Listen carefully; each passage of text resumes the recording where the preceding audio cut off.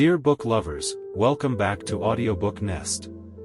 Today, we continue discussing this book, A Passion for Success, by Kazuo Inamori. Yesterday, we talked about how strong desires generate motivation. When you're passionately obsessed with something, you often come up with several plans. For example, when pursuing someone romantically, you brainstorm various approaches, seek advice from others, and search online for effective strategies. Similarly, if you're eager to travel, you'll be driven to find travel guides and hunt for discounted tickets. People with such strong desires usually exhibit remarkable vigor in their work. Under the influence of such intense desires, you often excel in your endeavors and come up with innovative ideas. This phenomenon is known as the subconscious. It may not be overtly expressed, but it's deeply rooted in your mind. You experience sudden insights or intuitions. For instance, driving a car relies on subconscious processes. You don't consciously recite a checklist of actions like pressing the brake, shifting gears, and accelerating. Your mind may be preoccupied with other thoughts, yet your body intuitively operates the vehicle in the most rational manner. When faced with danger, you instinctively hit the brakes without conscious deliberation. Similarly, we need this subconscious in our work. When you elevate your work to the level of the subconscious, you often experience flashes of inspiration. What does it mean to elevate work to the subconscious level? It means that whether consciously or unconsciously, you're constantly thinking about work. Even during meals or leisurely walks, ideas related to work frequently pop into your mind when you're most relaxed. The author mentioned that they also faced technical bottlenecks in their business, requiring the entry of specialized technical talent. During that time, they were actively seeking skilled individuals, leveraging personal connections to reach out to various industry experts.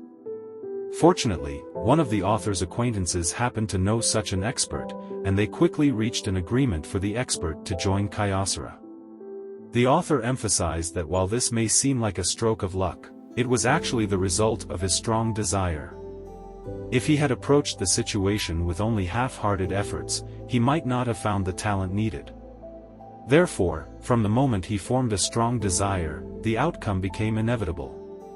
In the experiences of successful individuals, there often appears to be elements of coincidence. However, these coincidences are usually the result of underlying inevitabilities. For instance, around 10 years after Kyocera was founded, they received a demanding order from IBM, which required superior product performance. Despite producing products that exceeded their usual standards, they were still labeled as defective by IBM.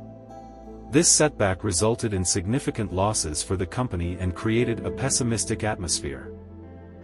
Nevertheless, the author encouraged his employees to persevere and suggested praying for guidance. Surprisingly, after this, the technical team became more relaxed and continued to work passionately. Eventually, they produced even higher quality products, which successfully passed IBM's inspection. This act of praying might seem unusual for an engineer, but it served as a psychological suggestion, indicating a willingness to do everything humanly possible and leave the rest to fate. Only when you demonstrate such a strong desire, do divine interventions often occur. There's a Chinese saying, "Heaven helps those who help themselves," which encapsulates this principle. If you're not willing to help yourself, no amount of prayer will suffice. Before seeking divine assistance, you must ask yourself if you've truly exerted every effort and exhausted all possibilities. The author likened managing a business to running a marathon. If you start late and lack the skill level of others, you must make a determined effort to catch up, even if it means running at a sprinting pace. Some might argue that such an approach is unsustainable in the long run. However, the author believes it's the only hope for survival. If you run at the same pace as others, you'll surely lose, or perhaps you shouldn't have entered the race at all.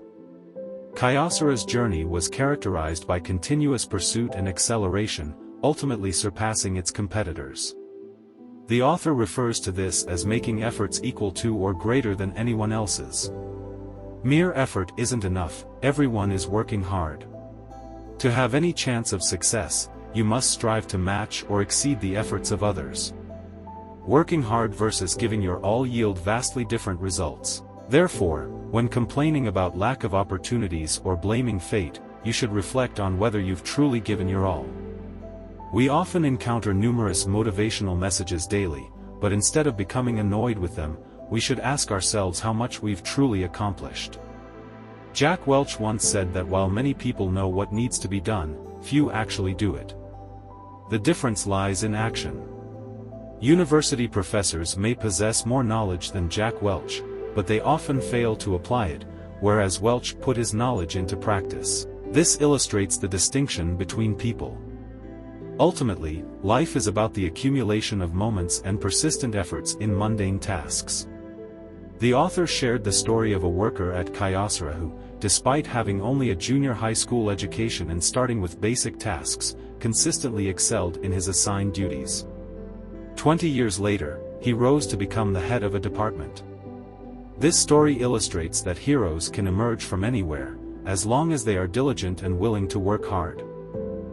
The author recounted their experience of initially hoping to find exceptionally talented individuals for their business and enjoying delegating significant responsibilities to them. However, the outcome was not favorable.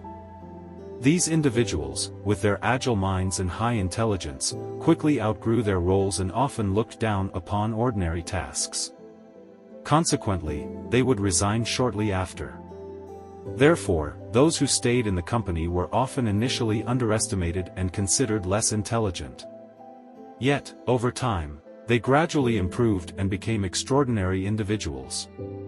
While I respect this perspective, it also acknowledges the unique values in Japanese culture, which emphasize employees staying with a company until retirement.